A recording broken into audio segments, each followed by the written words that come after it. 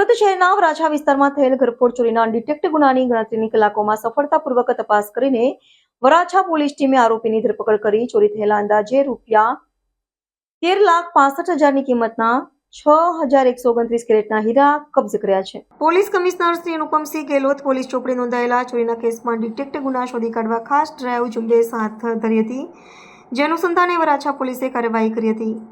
Varachha police સ્ટેશનના police inspector RB ગોજા તથા HB પટેલના માર્ગદર્શન હેઠળ સર્વેલન્સ પીએસઆઈ એજી પરમાર અને વીડી માળી દ્વારા આધુનિક ટેકનિકલ અને હ્યુમન ઇન્ટેલિજન્સના આધારે આરોપી અલ્પેશ માધવજી રામાણીને ઝડપી લેવાયો છે. આ ટીમમાં હેડ કોન્સ્ટેબલ વિજયસિંહ દેહાભાઈ, લાલાભાઈ ભોપાભાઈ તથા પોલીસ કોન્સ્ટેબલ સંદીપભાઈ ગેમાભાઈ અને નરેશભાઈ મેહુરભાઈએ મહત્વની ભૂમિકા ભજવી હતી. ટીમવર્ક અને ઝડપી કામગીરીના પરિણામે ચોરી થયેલા કિંમતી હીરા રિકવર કરાયા હતા. वराछा पुलिस ने प्रशंसनीय कामगिरी करते हुए गणतरी कलाकों में एक घरफोड़ गुना को डिटेक्ट किया है।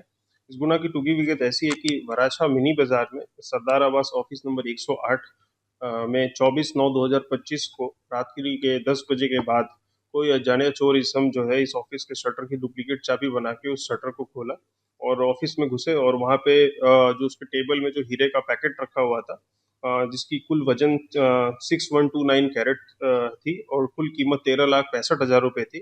उस पूरे पैकेट को वहाँ से लेके ये फरार हो गए।